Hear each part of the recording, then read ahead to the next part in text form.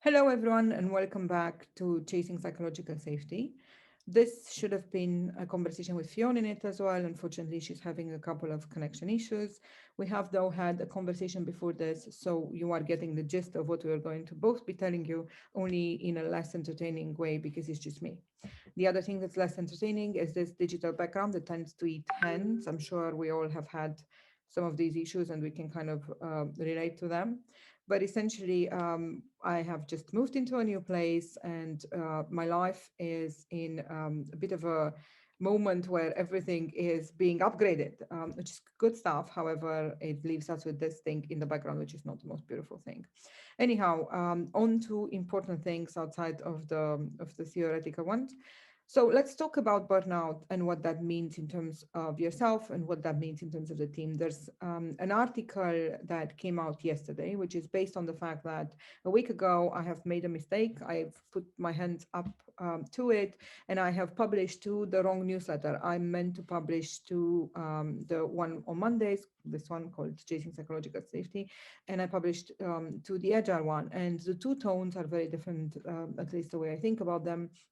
In the Agile one, I'm a lot more real and cutting and to the point, whereas I'm trying to keep it academic and slightly more elegant and professional in the Chasing Psychological Safety one, which meant that last week the tone became very cutting when I've reversed the experiment and I changed the two tones around. So in the article, I was very up in arms that we are standing by while there's tragedies unfolding in the workplace. I still believe that.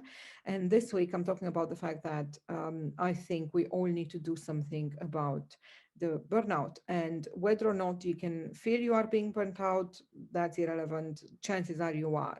And some of us are in a situation where they can be in bed and they can kind of take their time and wonder what's happening and regroup, but most of us have to just carry on, so we don't really have the time to be introspective and figure out what's happening. So from that perspective, several things there. Number one, we cannot expect the organization to be helping us with the burnout, right? We can and should expect the organization to do two important things when it comes to this. One is to give us time, whether that's time off or time to understand what needs to be done, whether it's time to regroup, whether it's time to have more self-care, it doesn't matter, but we need time from the organization to fix this burnout issue. Secondly, we need the organization to be serious about this flexibility conversation. So we cannot, after this time off where we recharge batteries somehow, we can't return to a place where there's tone deafery when it comes to the return to the office and remote. We can't return to a place that's not taking into account our humanity. We can't return to a place that's attempting to live life like it was before COVID. It has to be a completely different paradigm. And we do believe that we can do this. All of us, right? The organization can, we can. We're there. We just need enough goodwill that the organization has set up a new, whether it's a combination between working from home and working in the office, whether it's a new model for hybrid, whether it's flexibility in time or in place, it has to be in place. So the two things that the organization has to give us is time off right now and a new paradigm around flexibility. But outside of what the organization gives us, we have to take some personal responsibility and be adulting about this burnout situation and realize that the only way to really, really fix it is to take time for ourselves, is to understand the value of self-care. And that means many things for many people. It might mean a new exercise routine. It might mean a goal to sleep more. It might mean that you're going to be doing a bit of breathing or meditation or mindfulness. It might simply mean that you're going to take up a new activity or do some adventures, or that is outside of the time off that we need. And that time off can be of many sorts. Some people prefer to go to the wilderness, turn off their phones, and be completely offline for a while. Others need to just recharge their batteries around their families with an eye to their inbox still. That's up to you.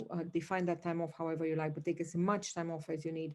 And if you don't afford to just be in bed and have a thought, wake up half an hour earlier and have a conversation with yourself for a week and figure out what things you can put in place for this self-care routine. Speaking of this routine, you don't have to go at it alone. this is the right time to have this conversation with your team and get their support, and get their support in terms of understanding what they are doing for themselves. Open up a conversation space and say, what all are we doing about the burnout?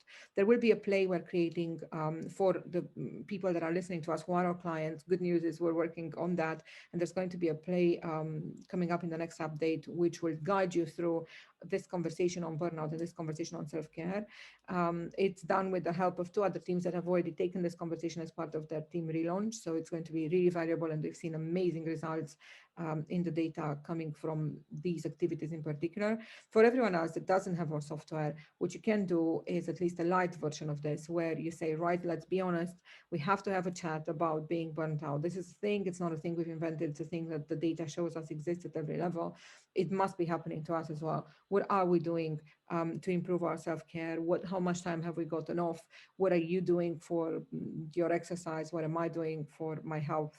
And maybe exchanging those ideas will give you, number one, more tips, and number two, the permission to do it and the accountability to keep reporting to the team how you're doing on it. So don't wait for the organization, do things yourself, but do ask for the help of your team, and together put some self-care in place if you want to dig yourself out of this burnout, and if you want to be high performing going forward. Talk to you next week, ideally with Fionn, which again would be more entertaining and without this thing that eats half of humans. Have a lovely week meanwhile, and be kind to yourself. Take your time, and let's get there together as a team. Bye.